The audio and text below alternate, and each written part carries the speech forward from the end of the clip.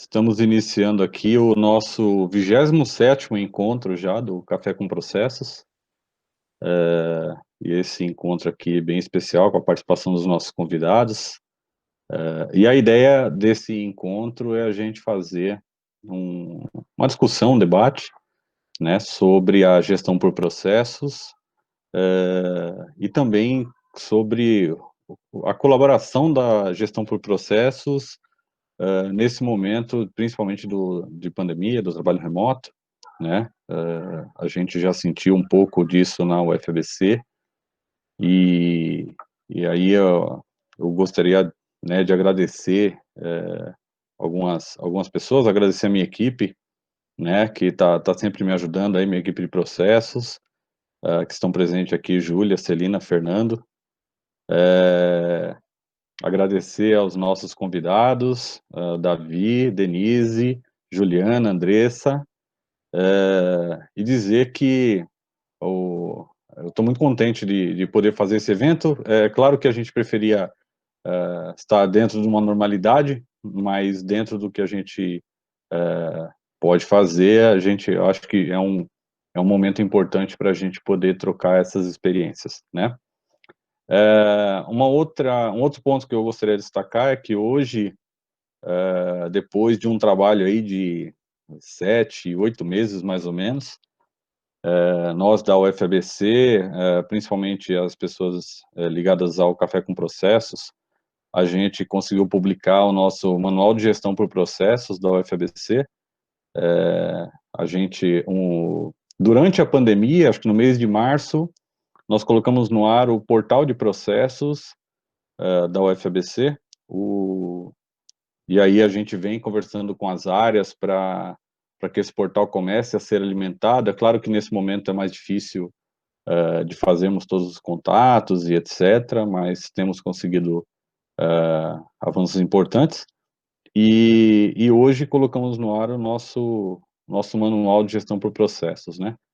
É claro que é um primeiro trabalho. A gente tem na UFABC áreas e profissionais com diversos níveis diferentes de maturidade em processos, e o manual a gente tentou, de certa forma, ir do nível mais básico para que as pessoas pudessem, pelo menos, começar a modelar seus processos, até um nível um pouco mais avançado, onde a gente fala sobre a implementação e etc., né? Eu vou fazer a apresentação aqui dos nossos convidados, né? E essa também vai ser a ordem da fala deles. Então, começando com Davi. Davi, deixa eu abrir aqui minha colinha. Nome completo Davi, Davi Freitas Neto. O Davi é bacharel em ciências, possui MBA em gestão de projetos e especializações nas áreas de negócios estratégicos e inteligência artificial, e também é certificado CBPP pela ABPMP. O Davi também é sócio da empresa SML, né, e trabalha diretamente na captação de novos clientes e na gestão comercial da empresa. O Davi também é gestor regional da ABPMP aqui de São Paulo, desde maio, né, Davi? Tá certo?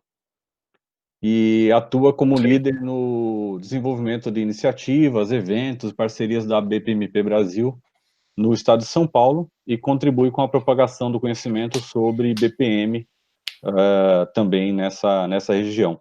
A BPMP, nós fizemos contato com vocês no ano passado, através da Márcia, né?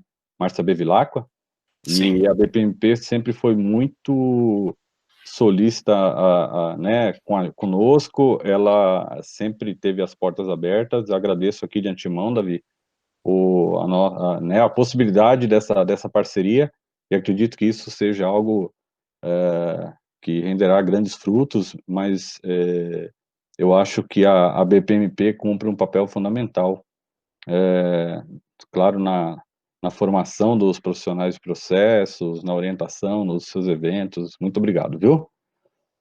Imagina, eu que agradeço. Nossa segunda convidada, Denise Ferro. A Denise é analista de processos da Associação Congregação de Santa Catarina, A Denise é graduada em farmácia, com MBA em gestão por processos. É uma profissional com um grande conhecimento em melhoria contínua, utilizando principalmente a filosofia Lean como aliada. Tem experiência em gestão de conflitos, Kaizen, liderança de projetos de melhoria, principalmente nas áreas de recursos de glosas, orçamentos, filantropia e saúde. E também é produtora de conteúdo na página @melhorar-não-estraga do Instagram. Vou copiar aqui, Denise, ó, vou colocar aqui no chat, que as pessoas já podem te seguir também. Obrigada, Sérgio. Por nada.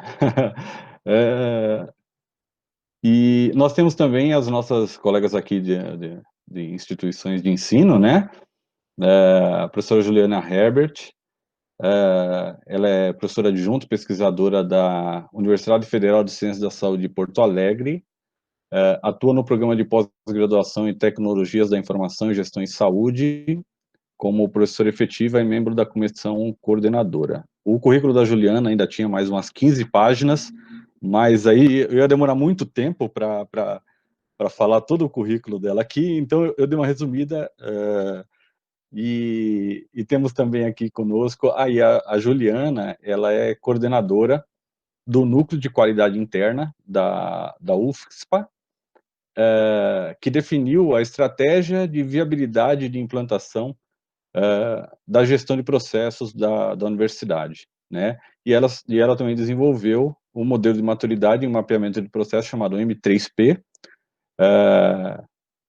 junto com a Andressa Bortolasso, que é parte da equipe da NQI, e a Andressa é bacharel em Secretariado Executivo Trilingue pela UBRA e mestre em Engenharia de Produção pela Federal do Rio Grande do Sul. Ela é servidora da UFSPA desde 2012, no cargo de Secretaria Executiva, e membro do NQI desde 2017. E a Andressa, ela apresentou na tese de mestrado dela, na dissertação, uma dissertação com o título de Fatores Críticos de Sucesso nas Etapas de Implantação do BPM em Instituições Federais de Ensino Superior. Então, estamos aqui entre colegas, muito bom estar com vocês aqui, e nós vamos dar andamento aqui. Eu só vou passar o que nós pensamos aqui como estrutura do nosso encontro, né? Então, a primeira parte, nós temos essa apresentação, essa introdução. Em seguida, nós teremos as falas, primeiro do Davi, depois da Denise, depois Juliana e Andressa, aproximadamente 15 minutos cada. E após as falas, né, nós teremos aí um tempo para o debate, até às 16 horas. E aí eu gostaria de solicitar que quem tivesse as perguntas, colocasse pode colocar a qualquer momento a pergunta no chat da sala, o chat está no canto superior direito, e aí no final nós vamos fazer esse debate, e as perguntas podem ser feitas aqui pelo chat. Vamos começar então pelo Davi. Davi, fica à vontade, o palco é seu. Tá legal, Sérgio, obrigado. Pessoal, o Sérgio já me apresentou, então vou procurar não repetir nada, e a minha ideia era contribuir com vocês com um case real de uma empresa que passou por esse processo de trabalho remoto, que é tema aqui do nosso encontro hoje. Só que essa empresa, que é a SML, da qual eu sou sócio, ela tomou essa decisão de implantar um modelo, a princípio de home office, posteriormente de anywhere office, ou seja, eu poder trabalhar de onde eu quiser. E eu queria destacar alguns pontos principais sobre como foi essa experiência. Tá? Então, para isso, eu vou compartilhar minha tela. Vocês me avisem quando estiverem visualizando. E aí eu dou sequência. Estamos vendo, tá? Legal, ótimo. Bom, pessoal, essa é uma apresentação que a gente até fez pela empresa no webinar, por coincidência, logo depois que começou essa pandemia toda, a quarentena, etc e tal, e a gente viu que tinha dentro de casa muito a compartilhar sobre como que as empresas poderiam, as empresas e os profissionais poderiam ter uma melhor experiência nesse processo, né, de trabalho remoto. A gente percebeu que muitas empresas praticamente dobraram os computadores, notebooks, levaram para casa e acharam que aquilo era suficiente para dar sequência, e elas viram que tem vários desafios, foram descobrindo, né, os vários desafios nos momentos não tão oportunos. Então, a ideia é compartilhar um pouco dessa visão com vocês, que tem a ver, sim, com processos, mas tem a ver também com tecnologia, tem a ver com cultura. Tá? Então, só para dar uma rápida visão da jornada.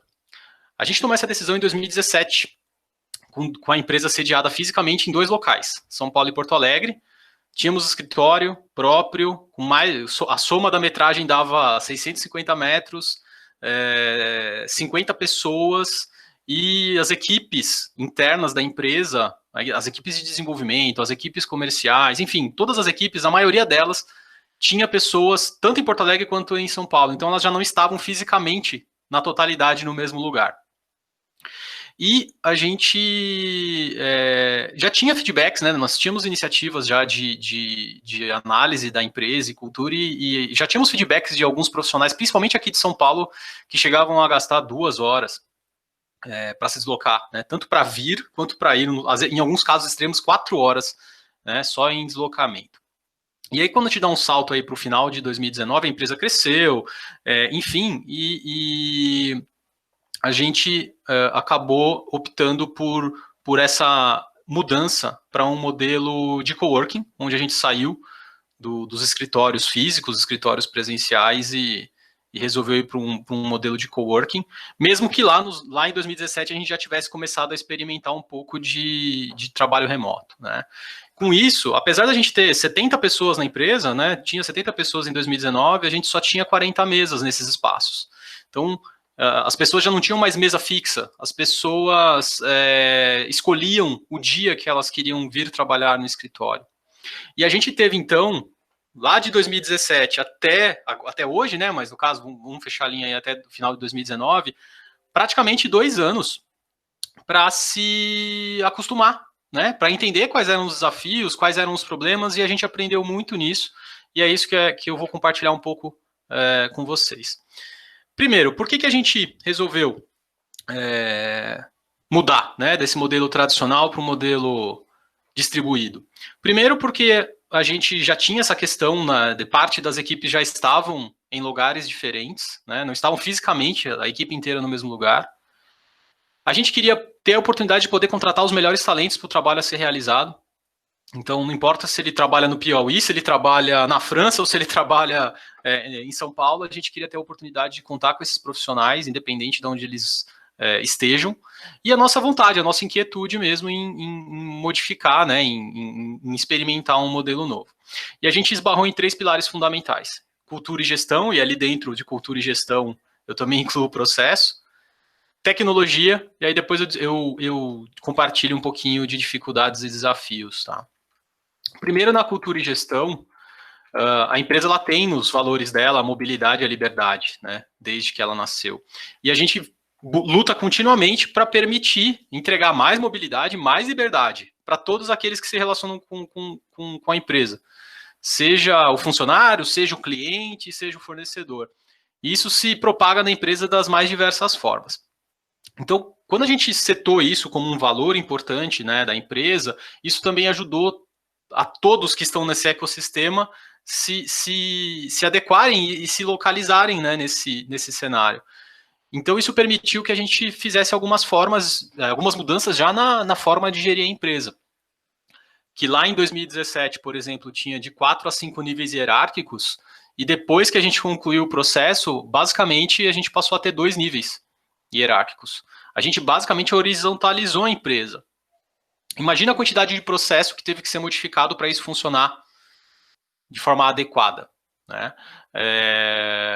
Algumas demandas que em alguns casos chegavam num nível e tinha que escalar até o 5º nível hierárquico para ser tomada uma decisão, hoje em dia essa decisão ela é tomada numa velocidade muito maior, no máximo nessa interação entre 1 e 2 níveis. Tá legal? Antes, nós tínhamos a gestão tradicional, o chefe, aquele modelo de comando e controle. E depois, a gente, lógico que sofreu para implantar isso, mas nós formalizamos as responsabilidades das áreas.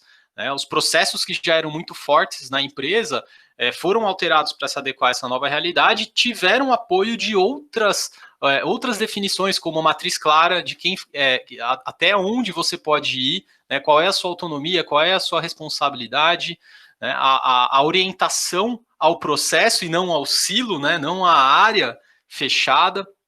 A gente pratica muito a questão do foco do cliente, que é um dos pontos principais defendidos por BPM, né, nós olharmos o processo com os olhos do cliente, né, como o cliente vai ser impactado por aquele processo, como ele se beneficia do processo.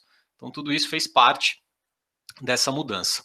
E a gente lançou mão de algumas técnicas, ferramentas, pessoal, que eu só vou citar, dado o tempo que a gente tem, mas depois, se quiser, fica à vontade para explorar um pouco melhor esse assunto. A gente usou de algumas técnicas que vêm de Management 3.0, uma delas é o Delegation Poker, que é como se fosse um jogo, mas que realmente ajuda numa dinâmica de se definir qual é a responsabilidade, né? Qual é o nível de delegação que eu dou para cada, que eu como gestor, no caso, né, ou como responsável, passo a dar para minha equipe ou para a empresa. Então, rapidamente, né, são 7 níveis que o Delegation Poker defende. O primeiro nível é o menos maduro, né, onde é mais aquele modelo de comando e controle, onde eu digo o que você deve fazer, né, e fico acompanhando.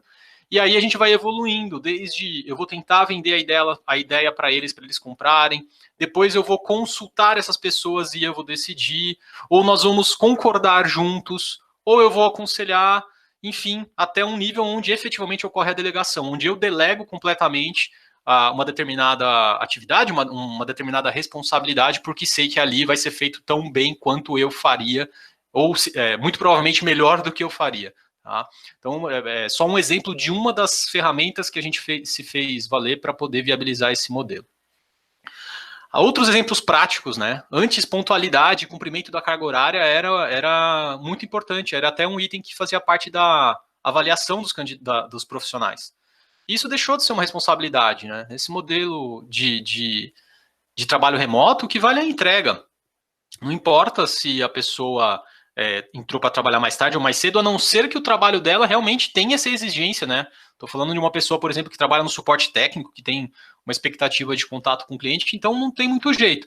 Agora, para todos os demais trabalhos que têm essa flexibilidade, a gente não tem mais essa preocupação. Nós fazíamos também antes avaliação comportamental e avaliação técnica e PDI anual. E isso começou a ser alterado. A gente parou de olhar só para a avaliação do indivíduo, né, e passou a implantar o conceito de OKR, né, que é os objetivos corporativos chave. Então, a gente implantou esses OKRs corporativos, depois um OKR do time, que está ligado ao corporativo, e depois o OKR de pessoal. Isso fez também com que todos na empresa passassem a ter visão clara e objetiva dos objetivos da empresa e como ela impactava diretamente esse objetivo. E, novamente, teve toda uma mudança de processo, seja na área de suporte, seja na área de faturamento, na área de vendas, enfim, todos os processos foram impactados por esse tipo de alteração. Foi essencial a gente implantar de uma forma muito mais forte o accountability, né, que é o senso individual ou coletivo de responsabilidade por resultados. E isso exigiu também um esforço bastante grande de nossa parte. E um dos pontos que foi bastante importante também foi a gente, como não tem mais a presença física, para você olhar de repente no olho da pessoa e saber se está tudo bem com ela ou não tem mais os encontros onde você troca muita informação ali, casualmente, num cafezinho, passou a ser muito importante a gente dispor de ferramentas que permitissem monitorar como está o clima na empresa. Então, a gente faz uso de uma plataforma, mas tem várias outras, a gente usa o Pulses, onde as pessoas vão ali colocando de forma anônima ou não, elas podem também se colocar de forma aberta, sobre como está o clima, como está como ela está hoje. Ela tem feedback para a empresa, algo não está funcionando, e isso permite que a gente também consiga melhorar a gestão, mesmo à distância. Tudo bem até aqui, pessoal? Vocês estão ouvindo bem?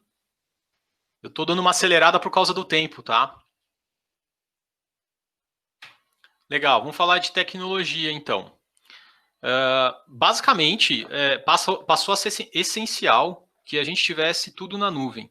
Documentos, ferramentas, qualquer informação tem que estar à mão e à disposição das pessoas que têm autorização para isso. Então, já era uma premissa da empresa, mas se reforçou mais ainda. Então, tudo que é sistema, tudo que é informação e documento passou a ser tratado na nuvem.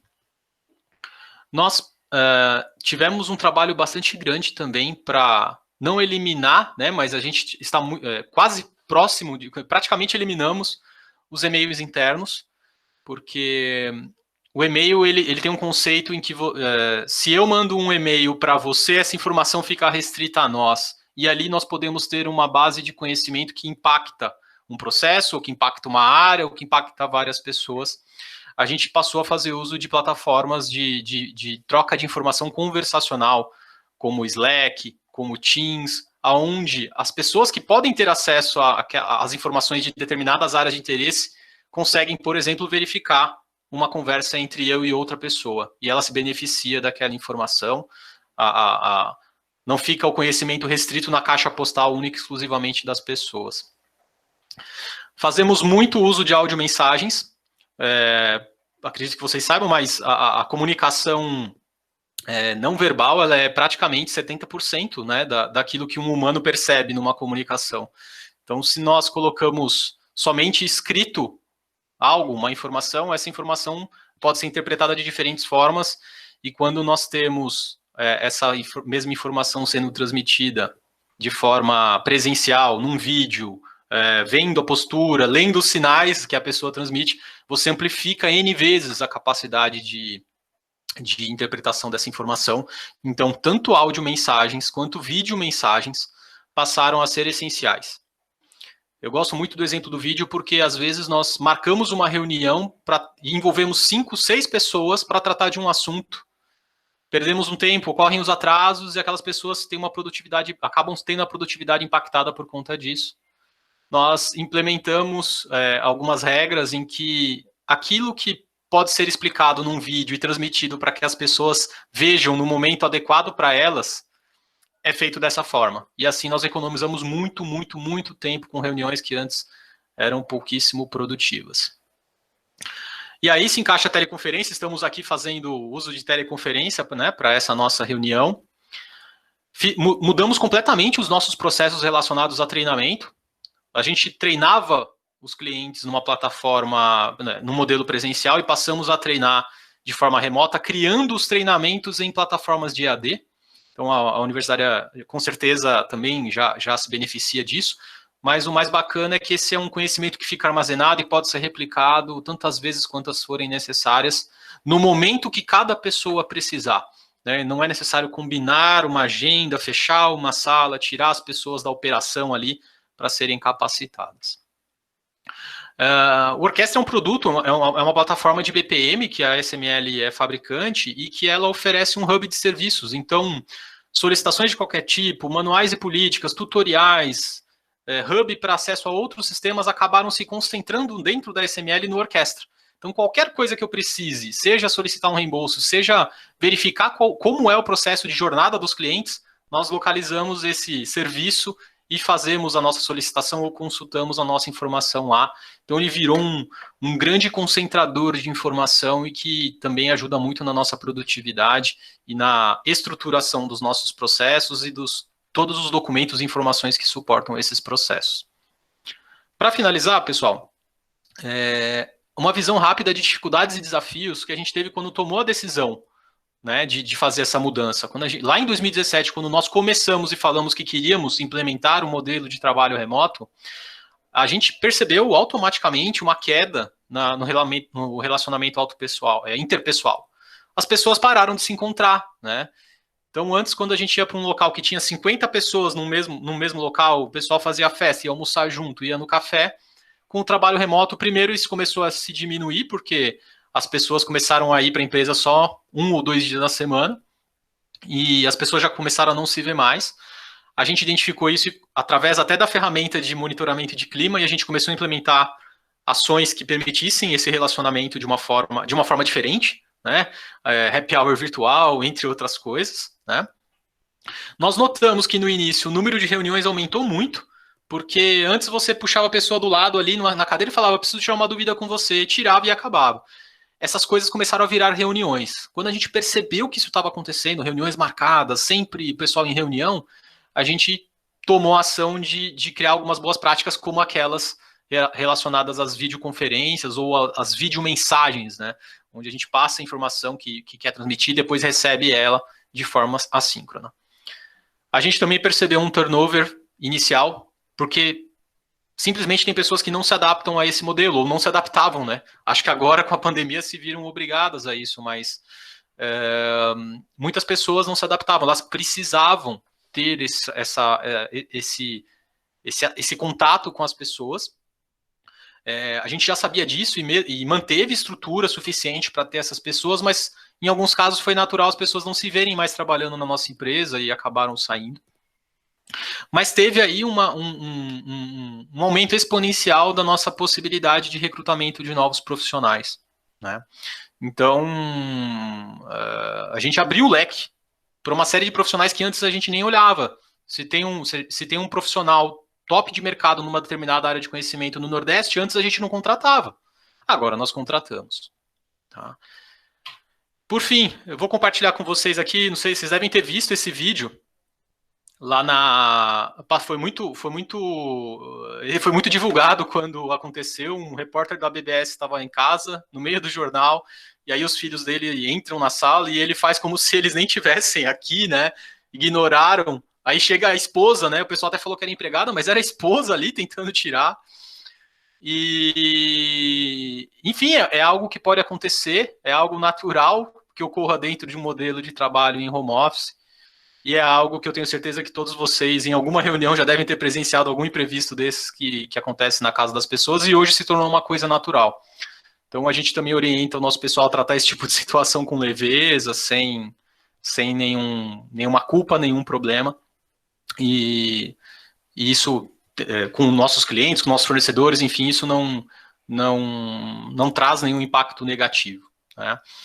E só para dar um fechamento aqui, pessoal, eu compartilho com vocês algumas referências de livros e por exemplo, Zapier e Basecamp são empresas que nasceram no modelo remoto, são empresas full remote, não tem localização física, e o link aqui para o Management 3.0, o guia de delegação. E dizer para vocês também que lá na BPMP, todas as ações também estão sendo direcionadas para o virtual. Então, por exemplo, nessa semana está acontecendo o BPM Week. Todo dia tem alguns temas sendo apresentados como se fosse um evento presencial, só que no formato remoto. E está tendo boa aceitação, bom acesso, pessoas assistindo conteúdo, interagindo, e inclusive empresas patrocinando esses eventos. Ok, pessoal? Eu fico à disposição. Em caso de dúvidas, os meus contatos, e a gente troca uma ideia aí também mais para o fim do nosso encontro. Acho que eu passei um pouquinho o tempo aí. A minha ideia era compartilhar essa experiência que é real, não é teórica. Ótimo, Davi, muito obrigado. Agradecemos aí pela apresentação. Acho que é muito importante para todos. O importante falar para as pessoas que chegaram agora, o evento ele está sendo gravado, e a gente vai disponibilizar depois no YouTube, né? Então, precisar dar uma retomada em cima do que o Davi colocou, também tem como dar essa retomada. Então, só lembrando, se vocês tiverem perguntas, podem ir mandando pelo chat. A nossa equipe já está organizando as questões do evento lá, e aí a gente vai depois retomar no final do evento. Bem, passo a palavra agora a Denise, para dar continuidade ao nosso debate aí, tá bom? Bem-vinda, Denise. Obrigada, Sérgio. Eu vou começar a apresentar, aí vocês me avisam quando começarem a enxergar. Conseguem ver a apresentação? Sim. Tá bom. Eu vou ficar só na apresentação, acho que eu não vou conseguir ver vocês, qualquer coisa vocês me chamam. Bom, então, como o Sérgio falou, eu sou a Denise, eu sou analista de processos, e queria passar um pouquinho aqui para vocês, né, do trabalho remoto e a gestão por processos. Então, eu sou analista de processos da Associação Congregação de Santa Catarina, sou especialista Lean também, sou Black Belt. A associação, ela é uma instituição filantrópica em saúde. Deixa eu ocultar isso aqui. É uma instituição filantrópica em saúde, educação e assistência social. E é engraçado, né? Porque a associação, ela não tinha uma cultura de home office. Não foi que nem a SML, né? Que já chegou com uma cultura de anywhere office. Então, nós não tínhamos. Então, quando, por exemplo, tinha alguma greve, algo do tipo, não, nós tínhamos que ir trabalhar, nem tinha essa cultura. Até por ser uma empresa de freiras, ela é administrada por irmãs católicas, então, querendo ou não, é um pouco mais hierarquizado. Então, de um dia para a noite, em março, segunda-feira, fomos para o escritório, porque como nós temos hospitais, escolas, assistência social, e nós ficamos no corporativo, teoricamente, já daria para fazer o home office, né? Então, segunda-feira, fomos para o escritório e falaram assim, olha, a partir de amanhã, vocês vão fazer home office. Então, assim, não teve um planejamento, as pessoas, elas foram se adaptando. Tem gente que está amando fazer home office, que nem eu, e tem gente que está odiando. Eu estou amando, né? É algo que é muito diferente e é algo que, assim, antes a gente pensava que não dava, né, para fazer. Ah, não dá, acho que as pessoas não vão ter a mesma entrega. Agora a gente viu que dá. Como que a gente faz isso, né? Quais ferramentas de trabalho remoto que a gente usa? A gente instituiu o Lean, então muitas coisas a gente vai utilizando do Lean. A gente tem o gerenciamento diário, que é basicamente algumas perguntas que nós temos, vamos respondendo. Então, todo dia, 9 horas da manhã, a gente chega, né, cada um nas suas casas, abrimos o Teams e começamos realmente a fazer a nossa reunião. Então, a nossa equipe são 5 pessoas, e começamos a perguntar, né? Tem algum projeto, alguma dificuldade? E é uma reunião que é rápida, né? É justamente para a gente entender as dificuldades de cada um também, auxiliar e ter uma gestão visual de tudo. Além também a reunião semanal da equipe, também feita pelo Teams, que antes a gente não dava muita atenção, né? Acho que todo mundo aí tinha o Teams, tinha o Skype, a gente não usava, né? Então, é muito do que o Davi falou, né? A gente ia no outro setor e aí conversava com um colega, você pode me ajudar? E a gente não usava, é muito raro. E hoje o Teams é algo fundamental para a gente. Nós colocamos também algumas coisas dentro do Trello. O Trello tem ajudado bastante. Dá para você colocar o Trello dentro do Teams, você fazendo uma equipe. Então, é algo que tem ajudado muito, né? Porque você consegue ter essa gestão visual. E aí, como se organizar para o trabalho remoto, né? O que eu faço, né? Eu me organizo como se eu estivesse saindo de casa. Eu tomo banho, tomo um café reforçado, coloco uma roupa confortável, porque o benefício do home office eu vejo que é justamente esse, né? A gente poder utilizar uma roupa mais confortável. Porque no escritório, o nosso dress code ainda era social. Então, sapato de salto, roupa social, camisa. E aqui não, né? A gente pode usar um moletom, pode trabalhar de chinelo. O que importa agora é a entrega. Então, nós temos mudado um pouco essa cultura, né? E foi engraçado que a gente mudou de uma hora para outra. Era uma instituição tomada, né? Era uma instituição também que, assim, é o horário das 8 às 18. Hoje não. Nós temos mais a questão da entrega. Precisamos entregar. Tivemos também um pouco de redução, então, assim, a redução foi só do salário, porque temos que entregar a mesma coisa, né? Então, eu tenho um Kanban também com todas as minhas atividades. Além do Trello, eu fiz um Kanban aqui na minha parede. Então, toda vez eu preciso de alguma coisa, opa, Kanban. Dificuldades na adaptação ao home office. Acho que a maior dificuldade que eu tenho hoje é saber a hora de parar de trabalhar, né? Então, quando eu vejo, deu 7 horas da noite, eu ainda estou no computador, estou fazendo reunião. Então, é algo que eu tenho tentado até me adaptar. O que eu feito é coloco alarme às 18 horas para tentar parar. Se não for algo urgente, que tenha que ser entregue na primeira parte do dia seguinte, ou no mesmo dia, eu paro, coloco minha atividade no Kanban e continuo no outro dia. Uma dificuldade também é que, como analista de processos, eu preciso ir no setor, né? Eu preciso mapear essas atividades, indo no setor ou conversando. Então, se vocês olharem a minha agenda, é basicamente um monte de reunião, porque nós precisamos conversar com essas pessoas, né? Justamente para modelarmos esses processos.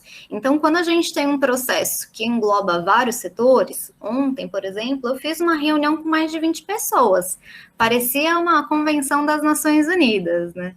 Então, eu sempre peço para um analista me ajudar, para ir coletando algumas informações, porque a gente projeta, né? A gente usa o Ares lá, né, para modelar os processos, então eu acabo colocando, né, na tela e vamos seguindo, porque antes a gente imprimia o processo, colocava numa mesa grande, e aí agora não dá mais para fazer isso, então a gente se adapta, tem dado certo. E aí, conciliando trabalho e vida pessoal, né? Digo por mim, eu ganhei uma qualidade de vida, né? Porque eu comecei a fazer exercício físico, que antes eu já fazia, mas agora eu faço com mais afinco. Só não tenho feito, porque eu fiz uma cirurgia no pé, então estou descansando. Mas, assim, tenho feito alguns exercícios, dança no videogame, tenho lido mais, por mais que agora não tenha mais o transporte, mas eu consigo acordar mais tarde. Então, você ganha qualidade de vida quando você dorme mais, quando você não fica horas dentro do transporte público ou dentro do carro, no trânsito. E eu consegui também criar um Instagram só sobre melhoria contínua, que antes era algo meio impossível de conciliar, né? Imagina, eu saía de casa às 6 da manhã, chegava em casa às 7, 8 horas da noite. A última coisa que eu queria fazer era ler, fazer alguma coisa. Chegava, tomava banho, jantava, ficava na TV e ia dormir. E agora não, isso mudou muito. Para mim, está sendo muito bom. E aí, apoio da gestão por processos, né? Mesmo à distância, a gente continua mapeando e revisando os processos, além de projetos de melhoria para diminuir o desperdício. Então, assim, não temos ido até as nossas unidades, né? Então, nós sempre fazemos reuniões à distância mesmo, videoconferência, sempre pelo Teams. Então, a gente começou a aplicar alguns projetos a toque de caixa, né? Então, telemedicina. Poxa vida, como é que um hospital, ele consegue ganhar essa receita? Porque muita gente pensa, né? Poxa vida, o hospital deve estar ganhando muito com essa pandemia. Não, gente, não está. Por quê? O que traz dinheiro para o hospital são as cirurgias, e as cirurgias estão sendo desmarcadas ou remarcadas mais para frente. Então, a gente tem que fazer até alguma coisa para trazer essa receita, né? Para trazer esse paciente para perto de nós. Os alunos das escolas estão também. Tivemos que dar férias, então adiantamos as férias. E aí, como é que faz? A gente tem professor que não entende tanto, né? Essa questão da tecnologia. Tínhamos alguns funcionários que não tinham notebook em casa. Eu já usava notebook no trabalho, então eu trouxe. Mas tinha gente que tinha desktop. Como é que você faz, né? Então, hoje, nós não temos, né, a horizontalização, nós ainda estamos caminhando, né, para uma horizontalização, mas hoje a nossa hierarquia ainda é muito vertical, então não é que nem a SML, que o Davi falou. Então, hoje, realmente, né, temos aquela hierarquia, temos os setores, hoje os nossos processos, eles são bastante ainda departamentalizados, mas vemos que essa cultura de horizontalização e de gestão por processos, nós demos um prazo de 5 anos, estamos no 3º ano, então é algo que estamos ainda caminhando, né, porque a cultura é algo um pouco difícil de você mudar. Então, nós temos conseguido, de algumas formas, fazer essa gestão por processos, colocando indicadores. Então, a gente faz a gestão por processos, fazendo painéis no Power BI, então vemos mais ou menos como que está a receita do hospital, glosas, né? Glosa, o convênio, ele se nega a pagar algo devido a alguma coisa. E assim tem sido, gente. Quero agradecer a vocês, foi rapidinho, tentei exprimir o máximo. Obrigada, viu? Denise, muito obrigado mesmo por compartilhar a sua experiência conosco aí. Eu acho que é muito importante. Então, como vocês podem ver, nós já tivemos dois pontos de vista e dois lugares totalmente diferentes. Então, a gente começou com o Davi, que é sócio de uma empresa que está no cerne, né, Davi, está totalmente envolvida com a questão de processos, o core da empresa dele, o objetivo da empresa realmente é trabalhar nessa questão de processos. Então, o Davi, a gente já pode observar, tanto da minha parte, quanto da parte da Denise, eu acho que das pessoas que estão aqui, que assim, o Davi está na fronteira ali, ele está lá na frente, mostrando assim, com o farolete, falando, ó, pessoal, por aqui, ó, vem por aqui, que aqui eu já pisei e a ponte não quebra, não. Então, e a Denise trouxe a experiência agora de uma área filantrópica, né, de uma administração hospitalar, e aí já traz um outro ponto de vista, né, eu acho que esse debate vai ser bem rico também por isso.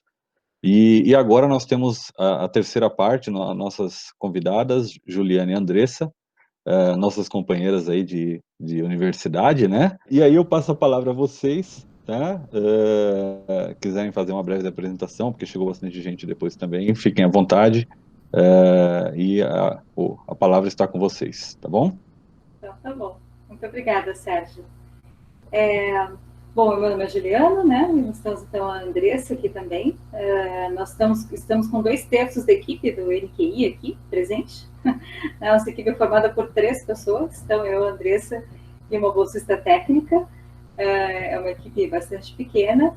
E, assim, a nossa ideia é conversar um pouquinho com vocês. Eu vou compartilhar aqui a apresentação e mostrar um pouquinho do que a gente tem feito. E a gente justamente vai começar com a questão da contextualização, assim, de que é o NQI. Né? Vocês estão vendo o compartilhamento de tela, o slide?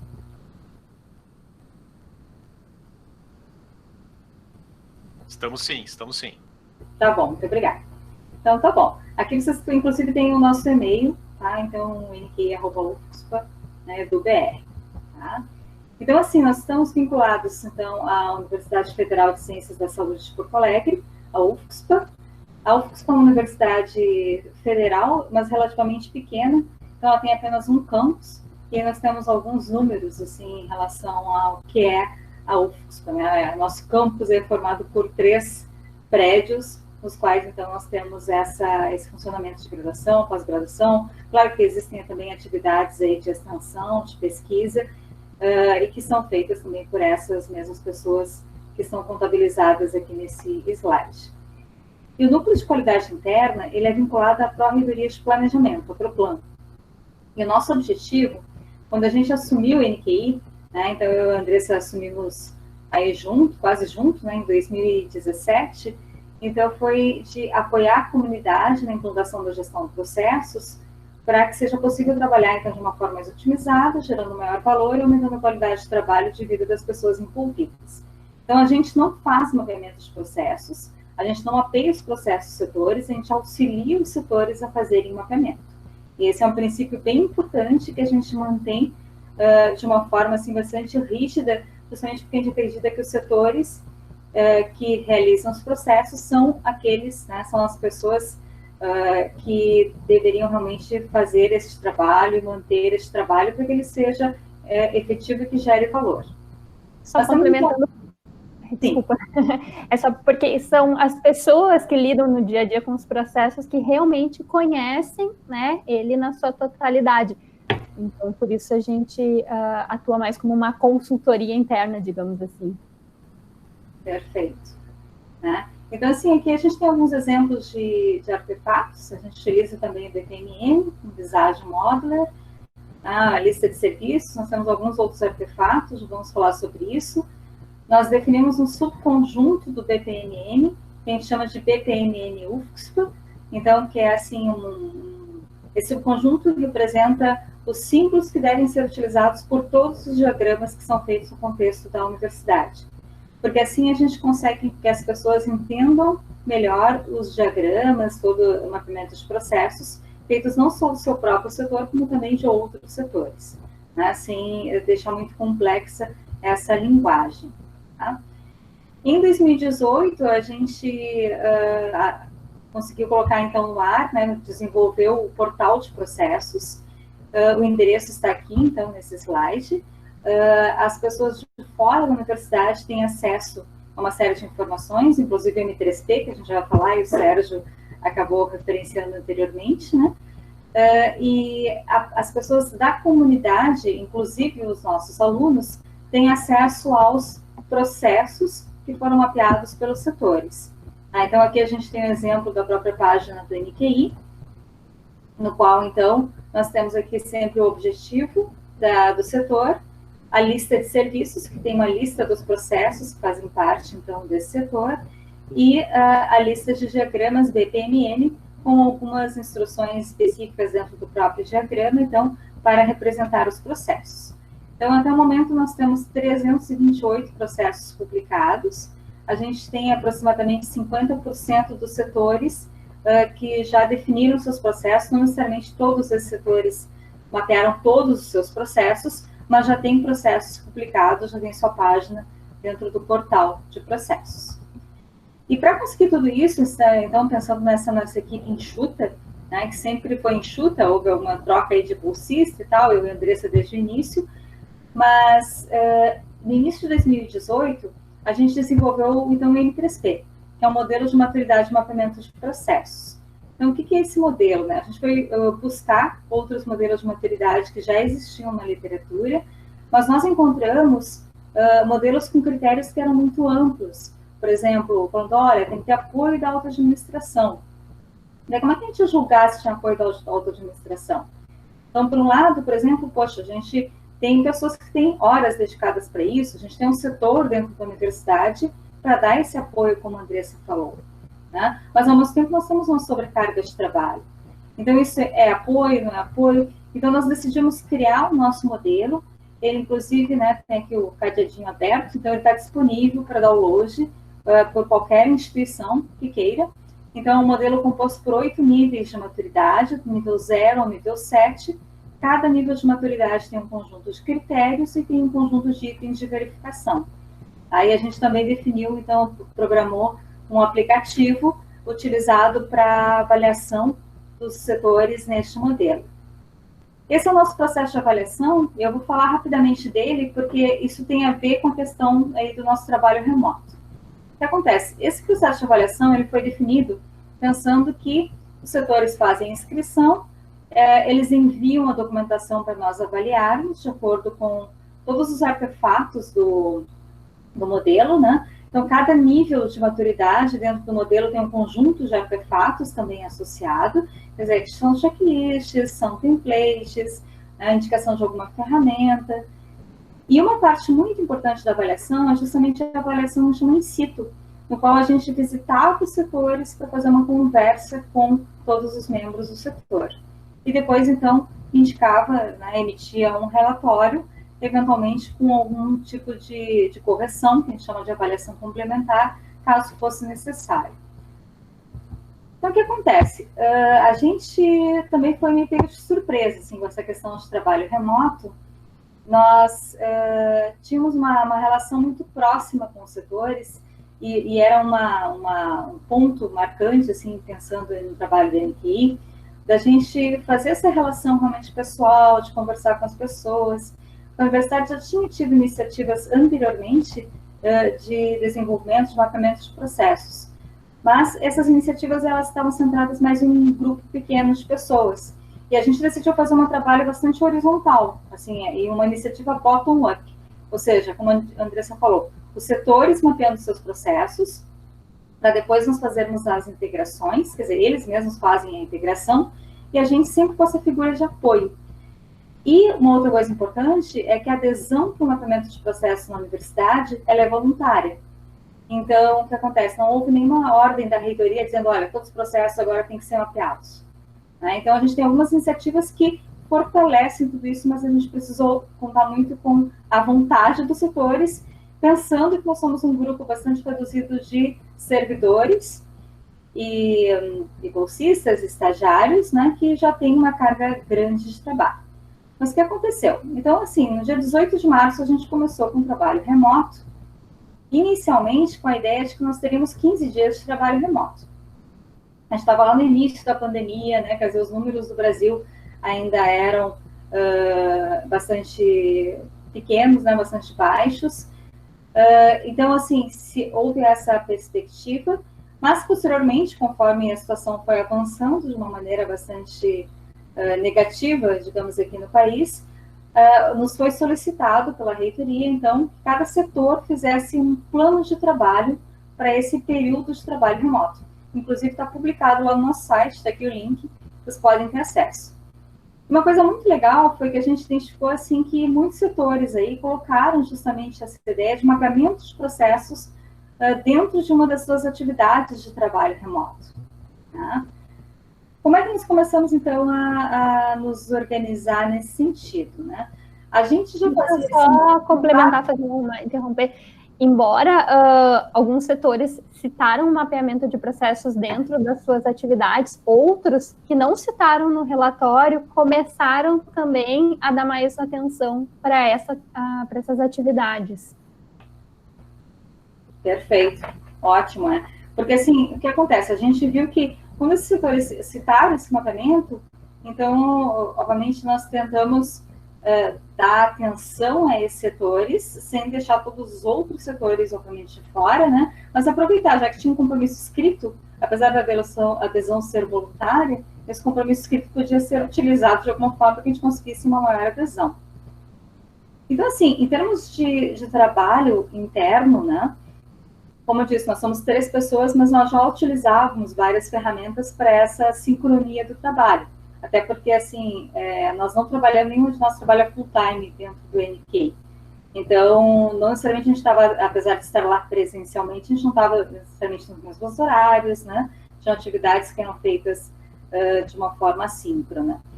Mas, então, de qualquer forma, com os setores, né? Falando primeiro com os setores, a gente começou a estabelecer uma comunicação via e-mail, então, justamente estimulando, com essa ideia de, poxa, e agora? Como é que a gente vai fazer para chamar esse pessoal para trabalhar com processos, né? Então, começamos a mandar aqui esses cartõezinhos, né? Fizemos uma parceria lá com a Coordenação de Desenvolvimento Institucional e Consultoria Interna, para fazer um trabalho conjunto em relação à gestão de riscos, também pensando na questão do M3P. E na questão de avaliação, a gente tem sempre... A ideia era fazer 2 avaliações por ano, 2 ciclos de avaliação por ano. Então, me ajuda agora, Andressa, são 54 avaliações que já foram feitas, se não me engano, até o momento. Uhum. Por aí, né? Esse número. Tá. E, então, nós tínhamos previsto uma avaliação acontecendo em abril esse ano e outra em setembro. Só que como justamente tinha esse clima de incerteza, e os setores estavam se organizando, porque não é cultura da UFSPA trabalhar em home office, isso está mudando agora apenas, né? A gente achou que não seria prudente fazer esse ciclo de avaliação em abril, a gente decidiu fazer um ciclo apenas, que ainda não começou. A previsão é de que as inscrições comecem agora em julho, e ele começa a partir de agosto. Então, a gente já fez essa divulgação, digamos, para os setores, né, de se prepararem para essa avaliação. Porque, assim, o selo do M3P, né, tem um selinho ali que até apareceu em uma das páginas, né, essa avaliação em si, ela tem a duração de 2 anos, tá? Então, assim, a ideia é que os setores, eles não façam avaliação uma vez só e depois parem. Bom, além disso, justamente em março, a gente tinha um curso que tinha marcado presencial, nossos cursos todos, a maioria dos cursos eram presenciais, tinha um curso que era híbrido, né, então com uma parte presencial, uma parte remota, mas a gente tinha um curso programado já para março, que a gente acabou tendo que cancelar. Foi uma das primeiras ações, justamente cancelar cursos, eventos, tal, na universidade, né? E a gente começou a produzir os tutoriais. Então, os tutoriais curtinhos, assim, de 2, 3 minutos, tocando em alguns pontos bem específicos, assim, de como fazer algumas atividades, algumas ações lá no Visage Modeler. Né? Então, como a gente acabou mudando, simplificando bastante nessa 4ª versão do M3P, dos diagramas, mas deixando mais complexos esses diagramas em termos de representação, quer dizer, simplificando o trabalho, mas exigindo conhecimento mais avançado de Visage, a gente, então, decidiu suprir esse tipo de conhecimento através dos tutoriais. E tem sido uma experiência muito interessante, assim, né? A gente até produziu, assim, essas divulgações que a gente acabou fazendo por Facebook, por e-mail, né? Então, em abril, por exemplo, a gente teve aí 76 diagramas de processo que foram analisados, porque a ideia é que os setores definam seus diagramas, definam os seus processos, utilizando todo esse ferramental que foi produzido pelo MQI, pensando principalmente com foco no M3P, mas eles são revisados por nós antes de serem publicados no portal. Tá? Então, a gente teve aí 59 relatórios de feedback emitidos. Quer dizer, para cada conjunto de processos, a gente emite um relatório para o setor com uma série de modificações, então, e melhorias, sugestões de melhoria que o setor acata ou não, né? E as correções que ele deve fazer. E em maio, nós tivemos 151 diagramas, então, analisados. Tá? Então, foram números bem interessantes. Enviamos um e-mail de agradecimento, inclusive de engajamento, né, aos setores que seguiram esse trabalho aí conosco. Agora, em junho, a gente também está com números altos, em termos de número de diagramas e de relatórios de feedback que têm sido emitidos, né? Além disso, a gente fez toda uma revisão e adaptação dos processos do NQI para o trabalho remoto, incluindo o processo de avaliação do M3P. Então, a gente viu que, na verdade, até foram poucas coisas que foram modificadas, porque, apesar desse nosso contato com os setores ser bastante pessoal, a gente já trabalhava de uma forma bastante baseada em e-mail, baseada em ferramentas online. Tivemos que fazer adaptações, principalmente nessa aproximação mais pessoal, justamente para não perder essa questão da relação interpessoal que o Davi tinha comentado na primeira apresentação. Tá? E nós vamos ter o nosso primeiro curso remoto, então, vai acontecer na semana que vem, usando também o Google Meet, justamente sobre o M3P e sobre o processo de avaliação, né, e as mudanças dessa 4ª versão que foi lançada esse ano.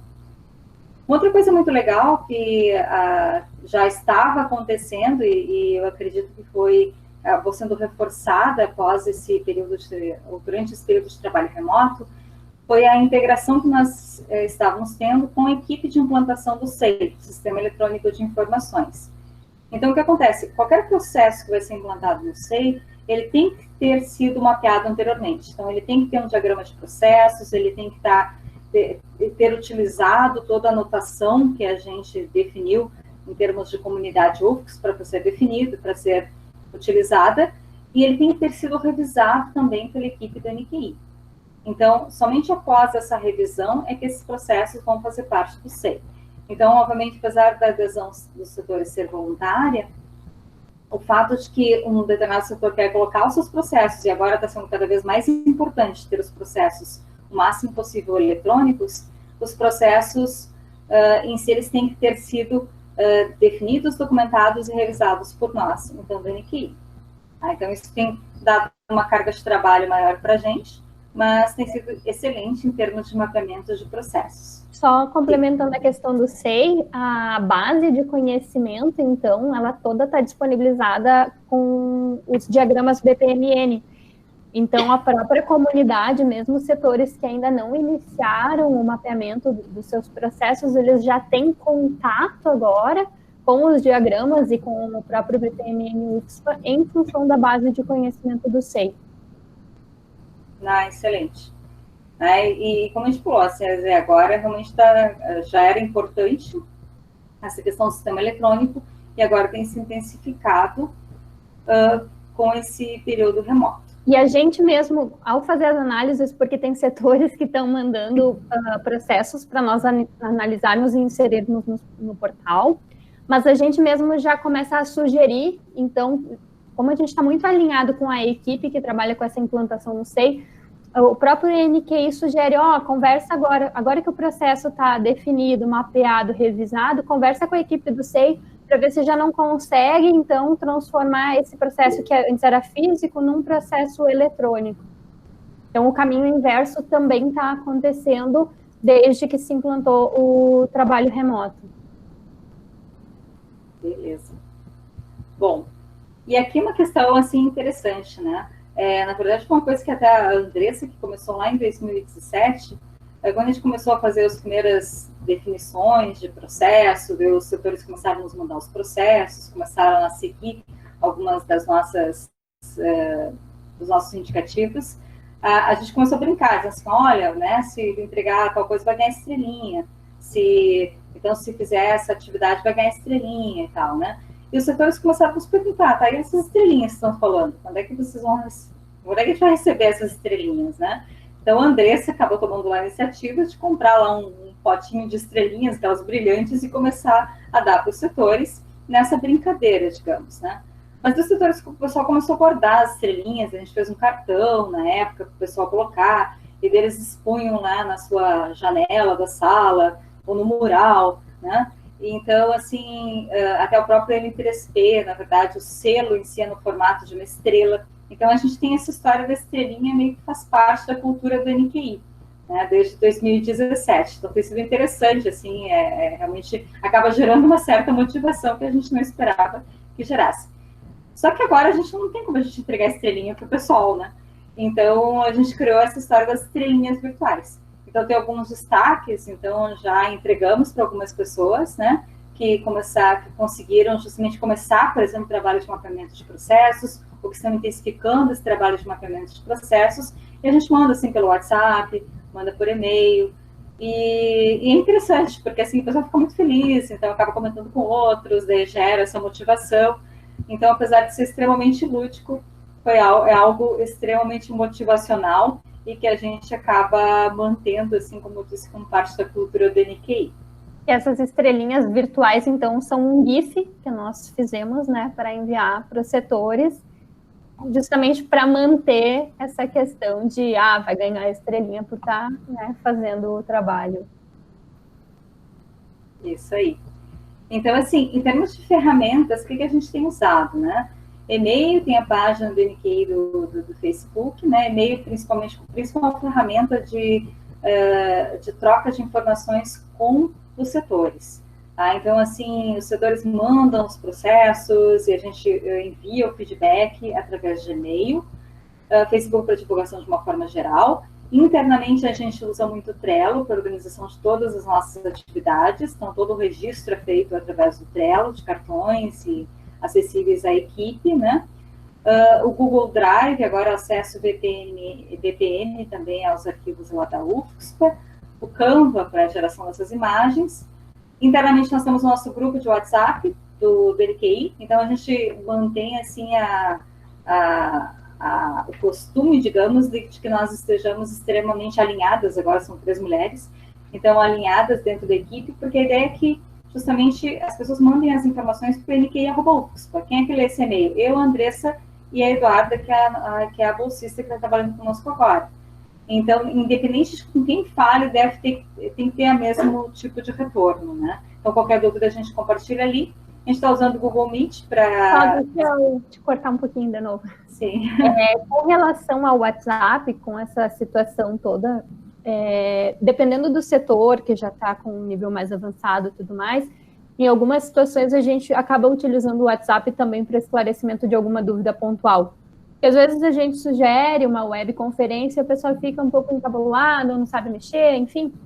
Então a gente diz, bom, disponibilizou o WhatsApp, o pessoal está sendo bem responsável com relação ao uso, né, do WhatsApp. E então, assim, para o pessoal, estou com alguma dúvida para escrever aquela questão, né? Fica difícil, às vezes não consigo colocar com palavras, não fica claro. Então, o pessoal manda áudio, olha, minha dúvida pontual, assim. Então, determinadas situações pontuais também está sendo utilizado o WhatsApp. Bem lembrado. Muito bom.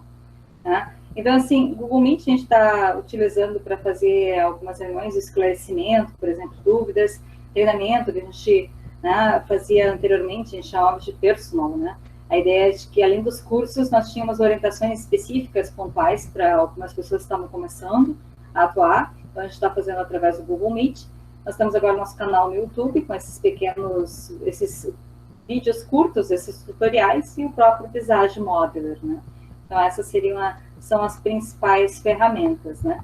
Então, o que a gente tem observado? Assim, em termos de funcionamento interno do próprio Nikkei, não chegou a mudar muita coisa. O que mudou principalmente foi esse contato com os setores.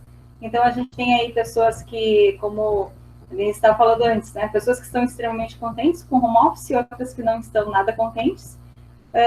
Mas, em geral, assim, a receptividade tem sido bastante boa e cada vez mais as pessoas estão mais familiarizadas, por exemplo, com ferramentas de webconferência, né, com acesso VPN, com outras questões tecnológicas que têm sido importantes nessa época de pandemia.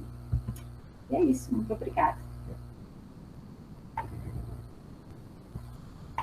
Bem, muito obrigado, Juliana, Andressa.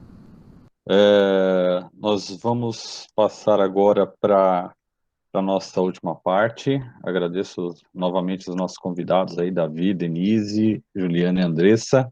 Agradeço a vocês que estão participando aqui. Muito obrigado. Eu acabei de colocar no chat, a gente está fazendo a gravação desse evento, né? Depois eu vou disponibilizar ele no YouTube, e aí eu encaminho por e-mail para vocês o link do YouTube certinho para que vocês possam divulgar e assistir também novamente, se alguém perdeu alguma parte também. Bem, vamos agora a parte do debate, né? O debate é mais uma conversa, né? A gente teve algumas perguntas aqui durante a realização. Eu vou começar pelas perguntas que foram destinadas ao Davi. Da Denise, está perguntando, Davi, se nessa quarentena vocês tiveram que se adaptar a algo, já que vocês tiveram que usar o Anywhere Office. A Denise também pergunta se dá para mandar áudio pelo Teams, se sim, como. E eu fiz uma pergunta aqui, se no seu ponto de vista, quais são as principais características de sucesso e insucesso de uma mudança cultural envolvendo gestão por processo e trabalho remoto. Legal. Estão me ouvindo bem agora? Sim, tranquilo. Legal. Então, respondendo a primeira pergunta, a gente não teve foi zero de adaptação, porque a gente estava pronto, a gente estava rodando já no modelo de trabalho remoto, nesse mesmo modelo há pelo menos um ano já, tudo prontinho, sabe, sem mais experimentações. O que aconteceu, a única mudança efetiva foi que colaboradores que por opção ainda iam para o escritório uma, duas ou quantas vezes por semana eles quisessem, eles não puderam mais ir, porque fechou efetivamente. Então, não teve mais nenhuma outra mudança, né? Tudo que a gente precisava de suporte para cada um realizar o seu trabalho já existia, já estava em nuvem, a cultura já vinha sendo executada, então não, foi zero impacto mesmo, né? Com relação à pergunta sobre o Teams, dá sim, mas só na versão mobile, se eu não me engano. Na versão instalada em celular, você consegue mandar áudio. Do mesmo jeito que você faz no WhatsApp, ele vai te exibir um ícone lá de microfone, você clica nele, segura, fala o que você quiser fazer e manda, e aí ele envia aquele áudio para as pessoas que você tem que destinar, seja no Teams que está instalado no computador mesmo, ela consegue ver lá, ela é notificada, ou a pessoa também recebe no celular dela. E a última no meu ponto de vista, quais são as principais características de sucesso ou insucesso de uma mudança cultural envolvendo a gestão por processos de trabalho remoto.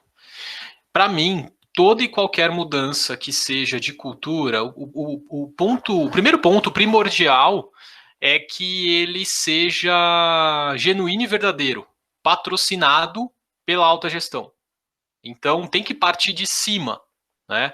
o patrocínio, o apoio. Cultura, quem faz são as pessoas como um todo, né?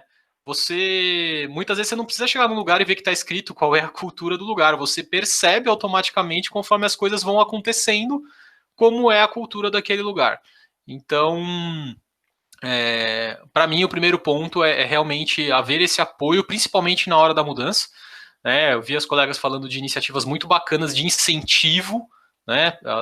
As colegas que falaram por último, falando, poxa, da estrelinha, né? Me lembrou o tempo da escola em que, se você era um bom aluno, ganhava uma estrelinha, mas é fantástico, porque realmente é um reconhecimento e às vezes pode parecer bobo, mas é uma coisa que as pessoas veem valor. Elas ganham a visibilidade do reconhecimento. Então, isso também ajuda muito na mudança cultural.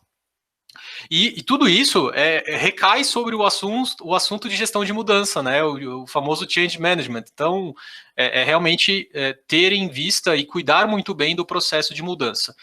De novo, o patrocínio aí é muito importante, né? Ao menor sinal de que aquela mudança cultural ou de qualquer outra origem não está bem apoiada, não está patrocinada pela gestão, ela tende a ruir, porque vão se encontrando os buracos e foge. Bem, a gente vai fazer essa rodada de perguntas, e aí se alguém tiver mais alguma pergunta também, pode continuar colocando no chat, a respeito até dos comentários aí dos nossos convidados. A gente vai levantando aqui e vai retomando, tá bom? Continuando aqui, para a Denise, tem duas questões aqui. Eu tinha colocado lá se vocês têm pensado em processos chamados provisórios, digamos assim, para serem realizados durante esse período, né? E se sim, como tem sido a questão da implementação desses processos, já que, por exemplo, na sua organização há um impacto grande com relação à mudança, né? Diferente do Davi, há um impacto grande na UFBC também, eu acho que na UFSPA também. Então a gente viu o furacão passando e pulou no meio dele e vamos embora, entendeu? Foi mais ou menos assim o negócio. Para você entender, Davi, como é que foi a nossa vida aqui nesses últimos meses. E o Juliano também pergunta a respeito da sua paixão aí, que é o Lean, né? Isso. Você falar um pouco mais sobre o Lean.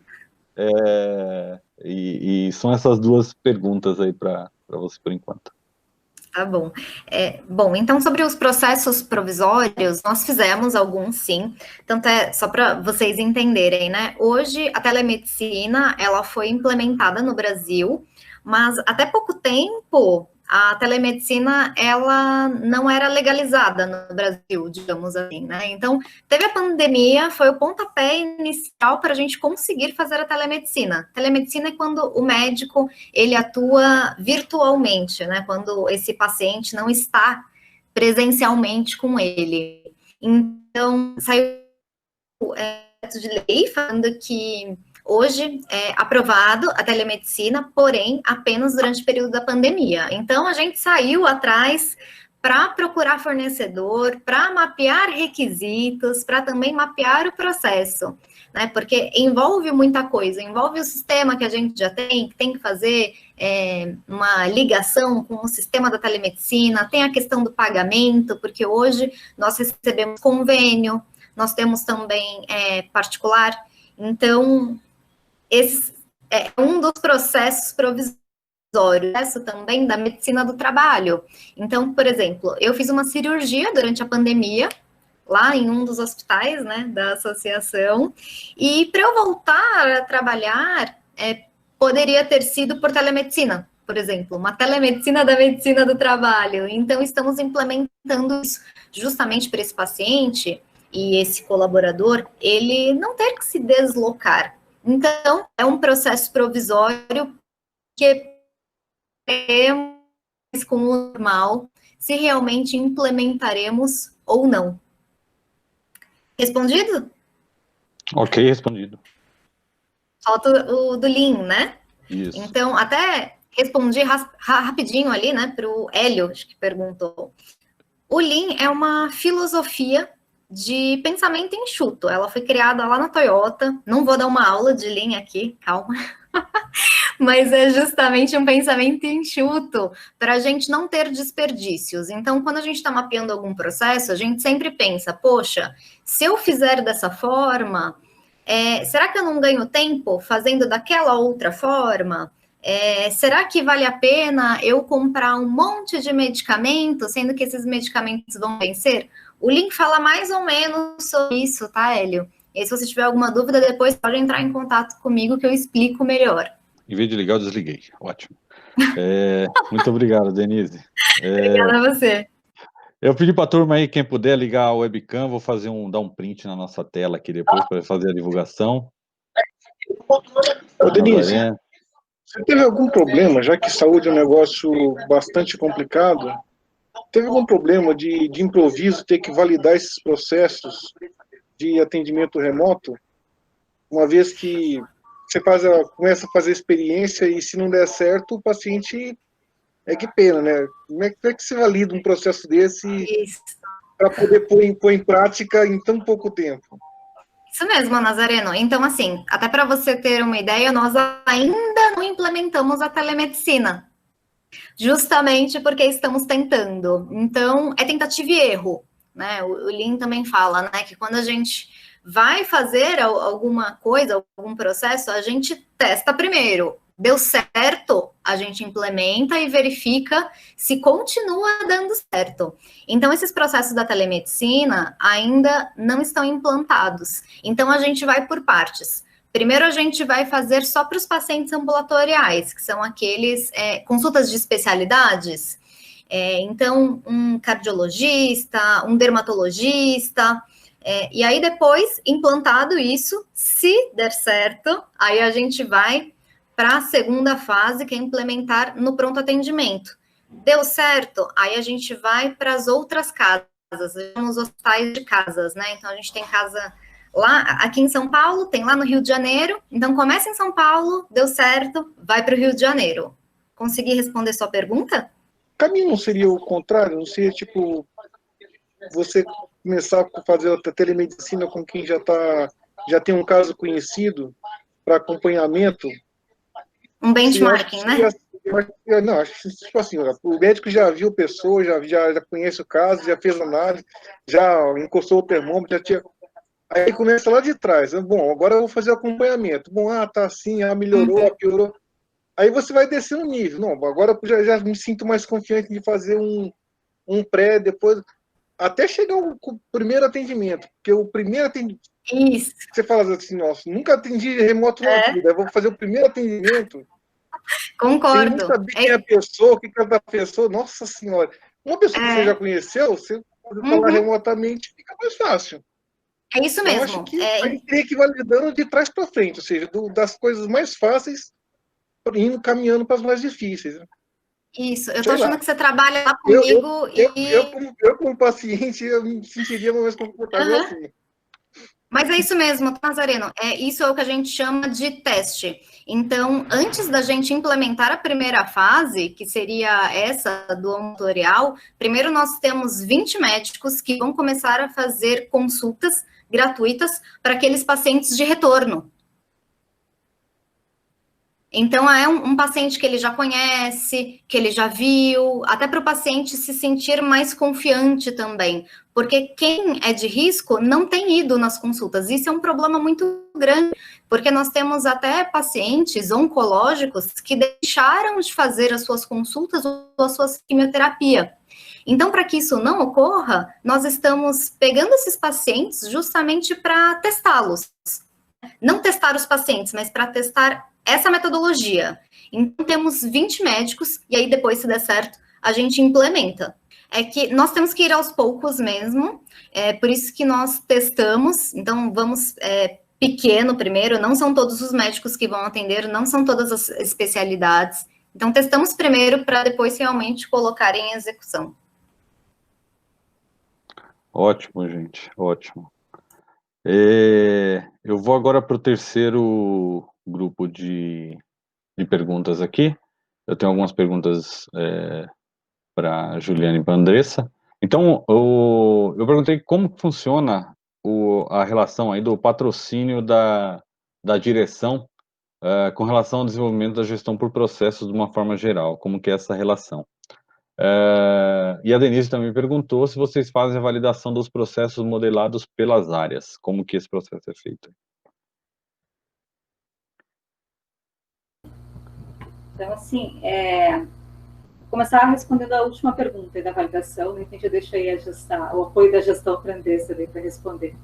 Em relação à validação, Denise, como é que funciona? Assim, nós não temos o conhecimento detalhado em relação a como é que cada um dos setores atua, quer dizer, em relação aos processos dos setores em si.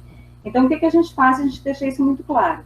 A gente valida a questão da anotação, a gente identifica eventuais incoerências, alguns problemas, por exemplo, de entendimento, de lógica, e na medida do possível, na medida do que nós conhecemos, né, pelas áreas pelas quais nós já passamos, pela nossa experiência e tal, a gente faz algum tipo de questionamento específico do negócio, digamos, associado àquele setor, tá? Mas realmente não chega a ser uma validação completa, não. É em relação àquilo que é limitado, em relação àquilo que temos alcance, e deixamos clara essa informação, né? Acho que realmente quem conhece processos são os setores que estão mapeando. Em relação ao apoio da gestão, Andressa, queres falar? A gente dividir. Eu posso falar e aí qualquer coisa complementa. Tá legal. Então, como a Juliana tinha falado rapidamente ali na apresentação, desde que essa gestão assumiu, então, e aí convidaram primeiramente, né, a Juliana para coordenar o NQI, que em muitas universidades equivale ao escritório de processos, né? E já trouxeram, então, a intenção de que fosse essa abordagem por adesão voluntária. Então logo nós assumimos, a própria gestão disponibilizou um espaço que ocorriam os diálogos com a reitoria, e dentro, então, desses diálogos, nós tivemos um evento para fazer a apresentação de quem era a equipe, então, né, que ia compor o NQI e qual seria a estratégia. Então, a gente tem esse apoio, tanto como a Juliana falou, dessa disponibilização, né, de servidores, mesmo de bolsista de apoio técnico para esse trabalho, e de uma estrutura, né? Então, a UFSP é uma universidade bastante pequena, a gente tem dificuldade com espaço físico, mas o NQI tem, então, a sua sala própria, e o NQI realiza no final do ano o encontro de final de ano do NQI. E aí, nesses encontros, a gestão, assim como os setores, a comunidade é convidada. E aí a gestão também faz, então, uma breve fala, a própria reitora, determinados eventos, cita o trabalho que vem sendo feito, né, sobre o mapeamento de processos. A gente nota também que nas pró-reitorias, onde o pró-reitor se engaja mais estimulando a sua equipe, a adesão acaba sendo maior. Algumas pró-reitorias, ainda assim, a gente tem uma certa dificuldade com esse apoio, né, ele poderia... Na nossa expectativa, poderia ser melhor, mas, então, basicamente, acontece dessa forma, né, o apoio da gestão, esse patrocínio. Não sei se a Juliana quer comentar, complementar alguma coisa. Não, perfeito, assim, e só uma complementação é que, além disso, a adesão é voluntária, como a gente já falou, né, e duas questões que têm reforçado essa implantação do SEI, que a gente já comentou na apresentação, e outra é que o NTI, né, o Núcleo de Tecnologia da Informação, então, agora só desenvolve sistemas que tenham processos que tenham sido modelados e revisados pelo NQI. Então, isso também é outro estímulo e tem nos ajudado, então, uma maior adesão dos setores. Basicamente, se dá dessas duas formas, né? Ou coerção, imposição, ou então por promoção, né? Quando você dá estrelinha, ou quando você chega e fala, não, vai ter que ser assim, se isso vem de cima, tem um peso grande para divulgação da cultura. Olha, aconteceu isso com ele, então vamos tomar cuidado. Olha o que ele fez, vou fazer também. As duas coisas servem como estímulo. Quando é um com o outro, acaba virando fofoca, briga, etc. Quando vem de cima, a história é outra, né? O comportamento em relação a quem tomou uma porrada, ou seja lá, ganha uma estrelinha, o pessoal fica atento e, opa, então melhor fazer assim. Então, deixa eu complementar. Esse patrocínio é mais ou menos por aí. No caso, por que se decidiu por essa abordagem, né, de adesão voluntária? Como a Juliana tinha comentado, nós tivemos iniciativas anteriores, na gestão anterior, onde era uma coisa mais impositiva. Só que o que aconteceu? Em muitos casos, as coisas foram feitas, mas para cumprir requisito. Então, assim, para atender o que a gestão está pedindo, eu vou fazer, e aí ficaram na gaveta. Então, como a gente está trabalhando com uma mudança de cultura, a gente está com essa abordagem. Às vezes, a gente, assim, até brinca internamente que dá vontade de dizer, poxa, agora tal setor, tal unidade, a gente precisa que seja uma coisa, né, de cima para baixo. Porque, às vezes, tem, sim, de fato, a gente sabe que tem resistência, né? Mas, então, a gente vai buscando estratégias de cativar, digamos assim, essas pessoas, de que elas compreendam o valor. Então, a gente trabalha muito com esse foco no valor, por isso as estrelinhas, né, por um reconhecimento, porque a gente não tem verba, a gente não tem recurso, né, para fazer uma premiação, para fazer alguma coisa, então a gente busca estratégias de que essas pessoas comecem a compreender, porque a gente sabe que dá trabalho mapear processo, né, mas que elas comecem a compreender que esse trabalho que existe inicialmente, ele vai depois facilitar o trabalho delas, que elas vão ter, então, um retorno. E assim, a gente tem tido um retorno bem interessante em relação a esse valor gerado que a Andressa falou, né? Porque temos vários exemplos de setores que nos disseram, nossa, a gente conseguiu organizar a casa aqui agora, né? Ou assim, o setor está sendo respeitado agora, porque antes ficava aquela história de qualquer um chegava e pedia alguma coisa. E não, então agora com processos mapeados, tem justamente um processo para solicitação, existe uma transparência em relação a como são realizadas aquelas atividades pelo setor, como elas são priorizadas, por que elas demoram um determinado prazo, por que não é uma coisa feita de uma hora para outra, né? Então, a gente tem visto isso, tem realmente reforçado essa questão de valor, e a gente deixa muito claro, assim, que não dá para... Qualquer coisa que esteja sendo feita só para cumprir tabela, está sendo feita de uma forma errada. Então, tem que gerar valor realmente.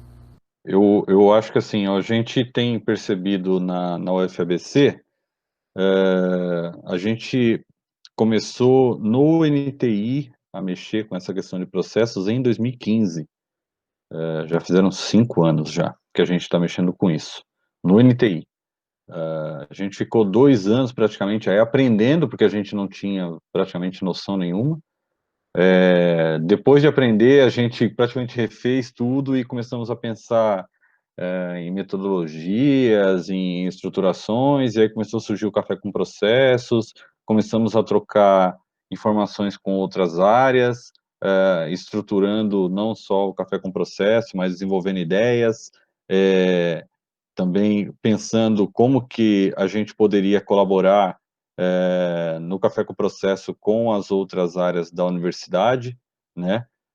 O Café com Processos é algo voluntário na UFABC, uma organização dos servidores, né? Por isso até que eu perguntei da questão do patrocínio, porque assim, não é que seja uma coisa positiva ou negativa, eu não estou, assim, melhorando um ou piorando o outro, né? Eu acredito que existem diversas formas de fazer, e acredito que, como o Davi disse, por exemplo, você tem que ter, claro, você não pode ter, por exemplo, na alta direção, alguém puxando a corda para o lado contrário. Aí você realmente não vai conseguir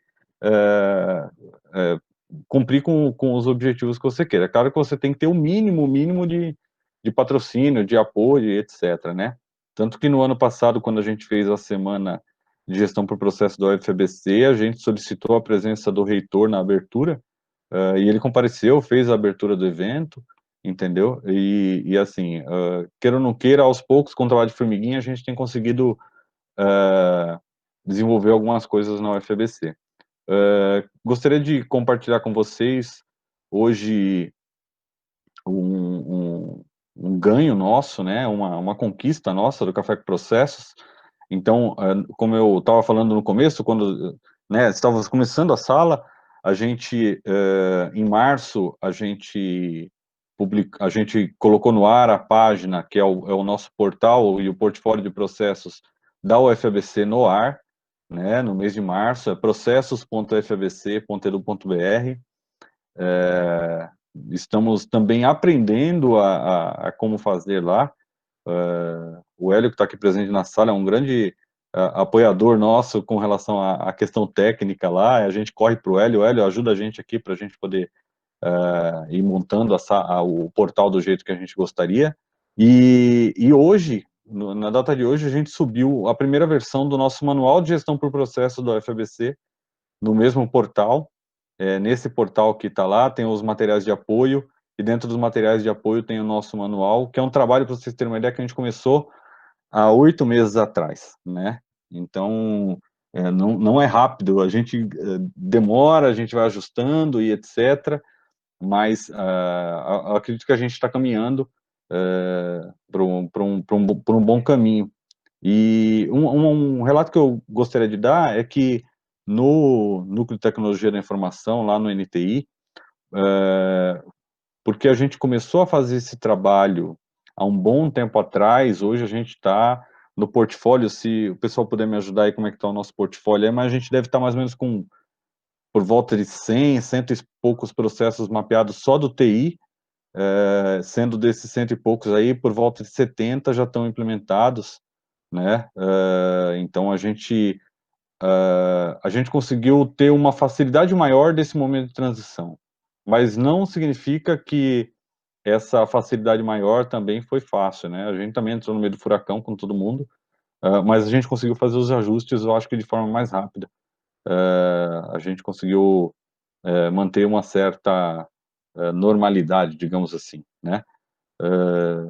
Mas é um tempo bem difícil. E aí o Nazareno havia feito uma pergunta aqui que eu acho que ela poderia ser encaixada para os 3 palestrantes. Eu estava pensando a gente fazer essa pergunta comum, como uma segunda rodada. A gente começa pelo Davi, Denise, Juliana e Andressa. Eu acho que essa pergunta ela contempla, né, as 3 apresentações também, que é relacionada à questão de validação, né? Então a gente vai ter 3 pontos de vista diferentes, entendeu? Nesse momento de validação, o Davi tem um ponto de vista, a Denise tem outro, e outro momento, Juliana e Andressa tem outro. Então o Nazareno pergunta assim, se existem muitos problemas para validar. Então é realmente assim, porque a gente tem o conceito desse conceito de teste, de processo e etc, para ver se ele roda, se ele não roda, o que a gente ajusta. Então, o Nazareno está perguntando assim, quais as dificuldades e os problemas que se encontram nesse momento, né, de trabalho remoto para validar esses processos. Davi, se quiser, pode começar. Tá legal. Acho que tem 2 pontos de vista principais, tá? O primeiro estamos falando da validação de processos não automatizados em trabalho remoto ou validação de processos automatizados, né, no trabalho remoto. Acho que as abordagens são um pouquinho diferentes, né?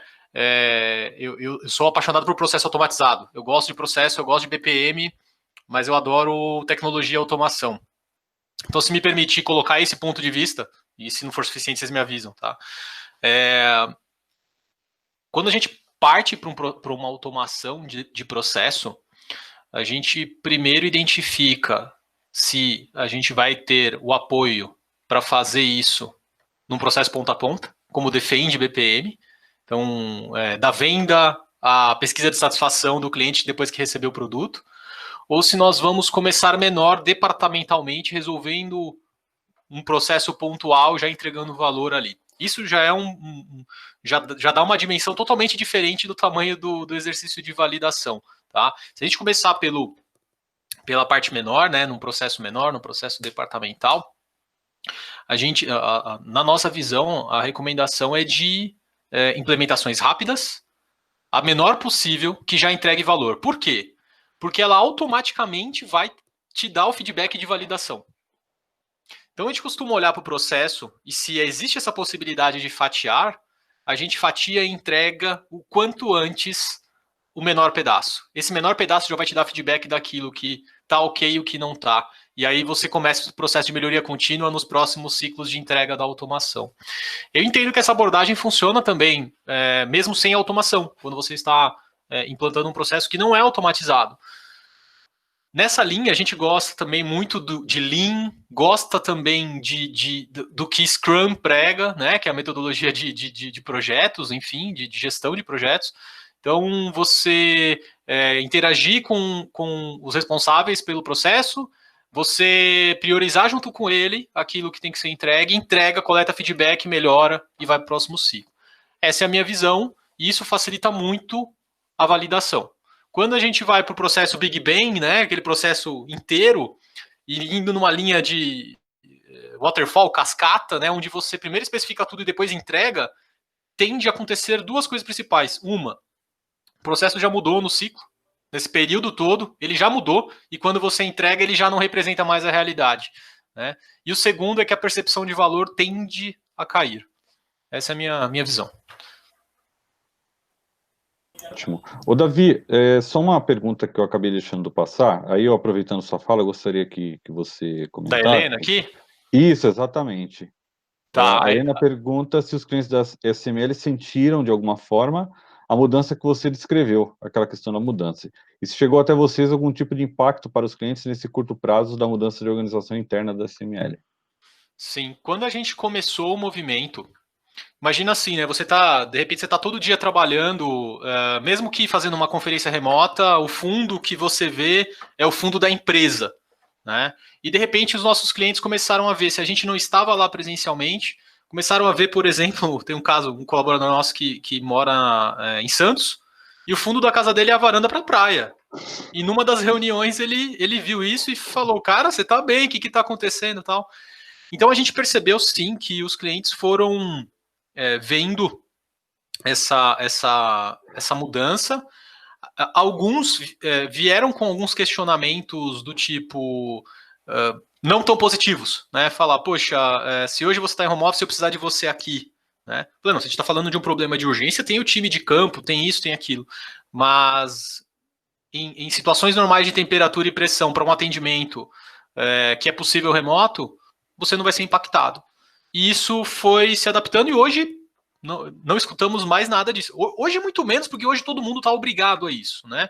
Mas antes dessa pandemia e quarentena acontecer, a gente notou que no início teve esse sentimento de estranheza, né? E que posteriormente não tinha mais essa questão. Ótimo, muito obrigado, Davi. Imagina. Denise, sobre a pergunta da validação dos processos. Uhum. Hoje nós não temos tanto problema para validação, né? Então a gente faz muito o que o Davi tem falado, nós não temos tantos processos automatizados, nossos processos não têm automação, raras exceções, como alguns do financeiro, mas nossos processos, então, não tem muito. Então, assim, fazemos o processo. Hoje, a maioria está validada porque não temos tantos processos novos, né? Em 2017, nós iniciamos o escritório de processos e justamente por causa disso, nós começamos a mapear todos os processos, tanto da educação, saúde, assistência social, e validamos todos. Então, assim, nós falamos que nós temos os donos dos processos, que são os diretores. Então, por exemplo, temos uma diretora da saúde, que é responsável por todos os processos da saúde. Então, ela é responsável pelos indicadores, como que esses processos estão se saindo, e temos também os líderes de frente. Como os processos, eles são únicos para todas as nossas casas, que são as filiais, por exemplo, então nós mapeamos esses processos com representantes dessas casas, desses hospitais, dessas escolas, e esse líder de frente, ele valida, né? Ele nos dá informação do tipo, olha, nessa casa é assim, outra casa é assado, mas vamos validar dessa forma porque é o melhor para todos, digamos assim.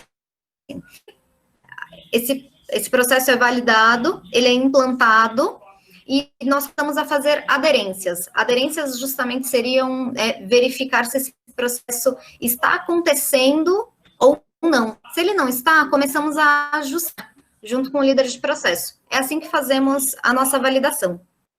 Sobre ainda o que o Davi Freitas falou e o que ela está falando, a gente tem que ter em mente que processo, nada nesse mundo dura para sempre. Então, tem que ser melhoria contínua. Esse processo nunca vai ser o mesmo eternamente. Então, se a gente parar de revisar os processos algum dia, nem que seja para poder falar, não, isso ainda vale, não, isso ainda vale, não, ainda está bom. Mas se a gente parar de validar, a gente vai quebrar a cara mais cedo ou mais tarde. Então, ou seja, a pessoa tem que estar com isso na cabeça de que isso vai mudar sempre. Então, aquilo, a gente começa a fazer a faculdade de ciência da computação, o topo de linha dos computadores é um. Quando você chega no final, a tecnologia está ultrapassada. Então, quer dizer, à medida que você vai fazendo a coisa, isso vai indo pro saco mesmo. A gente tem que ir melhorando. No meio do percurso, a gente vai ter que mudar. Exato. E isso tem que ser uma coisa natural para as pessoas, que os processos, ainda que sejam escritos, descritos, perfeitos, etc., hoje, amanhã pode ser outra coisa. Como a gente estava trabalhando lá, estava perfeito, a gente estava fazendo tudo lá dentro, tudo certinho, bonitinho, dentro de um prédio, trancadinho. Agora está todo mundo em casa. Sei lá, as coisas mudam.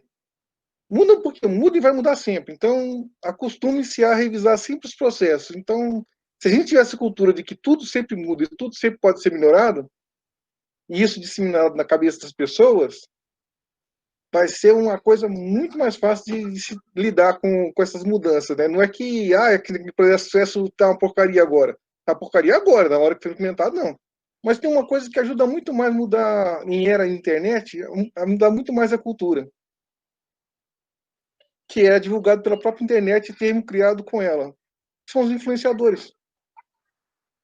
Se a gente começar a procurar influenciadores, quem que tem prestígio nesse lugar? Se a gente convencer essa pessoa de que esse negócio é bom, muita gente, quase todo mundo que ele está falando, vai ser influenciado. O processo de disseminação vai ser muito mais rápido.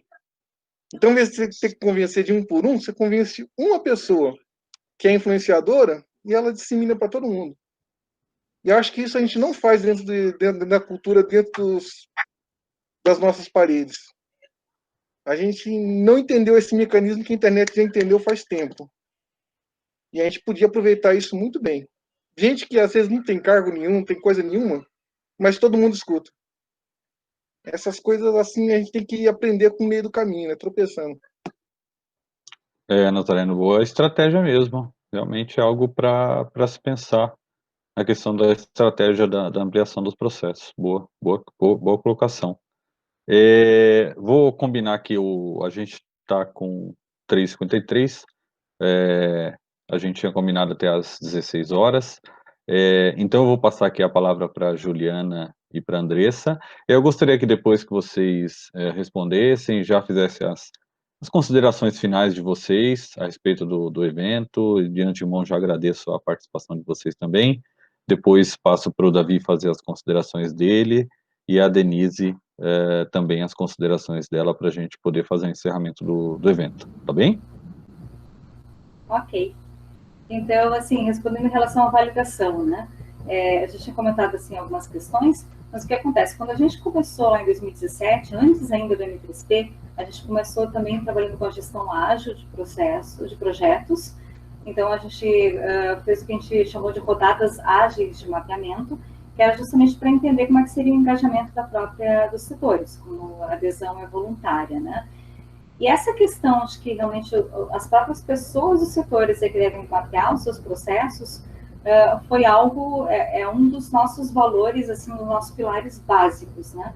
E não só a questão do setor em si, mas de todas as pessoas do setor estarem integradas em relação a esse mapeamento. Então, por exemplo, uma pessoa de repente puxa esse mapeamento, uma ou duas pessoas, mas as outras precisam fazer essa validação. Então, esse é um nível de validação que acontece, né, dentro do próprio setor. Outro, no momento que a gente está fazendo a integração dos processos, acontece um outro nível de validação, que é justamente não só a identificação de, eventualmente, problemas no mapeamento dos processos, como problema nos processos em si. Então, assim, na integração, a gente começou a identificar questões, né, de, por exemplo, um setor achar que o outro fazia alguma coisa, e então, assim, retrabalho ou deixar de fazer alguma atividade. Isso foi acontecendo, foi sendo identificado, né?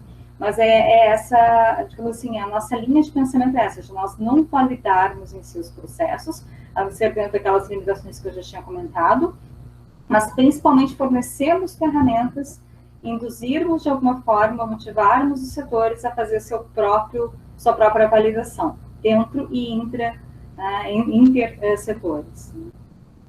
Tá? E assim, bom, primeiro assim, a gente queria agradecer muito o convite, né? Foi muito legal, assim, participar do evento, foi extremamente interessante, passou muito rápido o tempo, né? Então, assim, muito obrigada pelo convite, parabéns pelas iniciativas que vocês têm feito. A gente estava falando antes de começar o evento, e o André estava falando com o Sérgio, que a gente pensou em fazer lá na UFSPA um evento similar, né, baseado, que a gente obviamente referenciaria ao café com processo, que é o chimarrão com processos.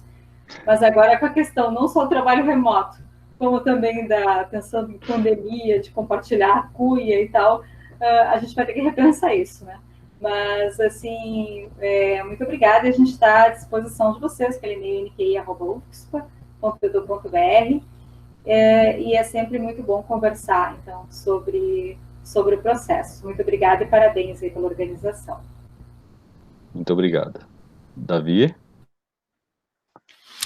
Legal, pessoal. Eu também agradeço o convite. É um prazer sempre poder trocar ideia, ouvir um pouco e compartilhar as experiências, né? Sempre uma oportunidade de aprender. E também é gratificante quando a gente compartilha um pouco de conhecimento, né?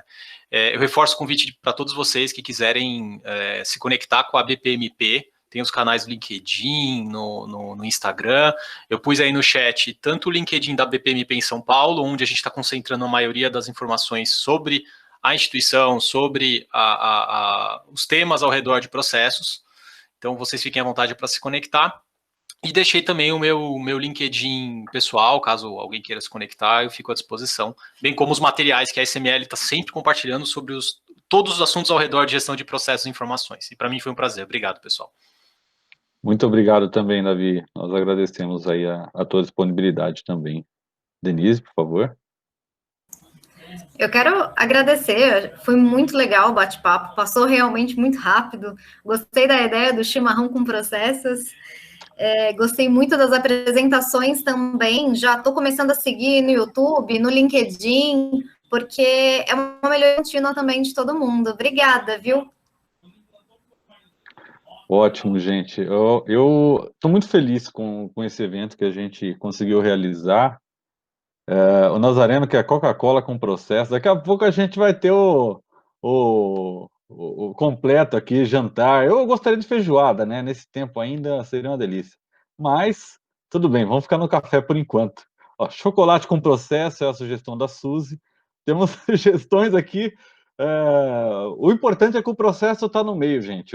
A gente não descartou por enquanto o processo, então... Nespresso com processo, a Virgínia, a preferência dela. Arte com processos é da Helena. Muito bom, gente, muito bom, muito bom. Eu adorei, foi muito, muito legal esse momento. Eu acho que assim, eu quando saio de casa de manhã, que eu ia para o UFABC, no dia que tinha café com processo, eu já chegava empolgadaço lá, porque o café com processo a gente fala, meu, pode ter só gente, 3, 4 pessoas, não tem problema, a gente não se sente menos ou mais porque tem 3, porque tem 4, porque tem 20, porque a gente fez um evento para 2 pessoas ou para 50. O importante para nós é esse momento, e a gente também não sabe agora, por exemplo, já que a gente gravou o nosso evento e vai disponibilizar, a gente não sabe qual vai ser o alcance dele. Então, depois também, se vocês puderem compartilhar o evento, né, quando sair no YouTube, eu vou procurar encaminhar na nossa lista lá do Café com Processos. E aí, a André registrou interesse em vinho com processo também, que também cai bem. Não é uma má ideia, viu, André? E é muito bom. Eu só tenho a agradecer vocês. Ó, 16 horas, gente. A gente é super pontual. A gente parece britânico, na verdade, né? Né? Faltou só a beca. Eu falei que hoje ia colocar um terno estilo Jornal Nacional, só com o terno daqui para cima e a bermuda e chinelo daqui para baixo. Mas acabei ficando só na blusinha aqui mesmo, tá tudo certo. Então é chá com processos, verdade. Então chegamos no nosso final aqui, que é chá com processos. Gente, muito obrigado. Agradeço a presença de vocês todos aí. A gente se encontra na próxima ocasião, tá bom? Tchau. Combinado. Um abraço. Tchau, gente. Pessoal. Até a próxima. Tchau, obrigada. Tchau, obrigada.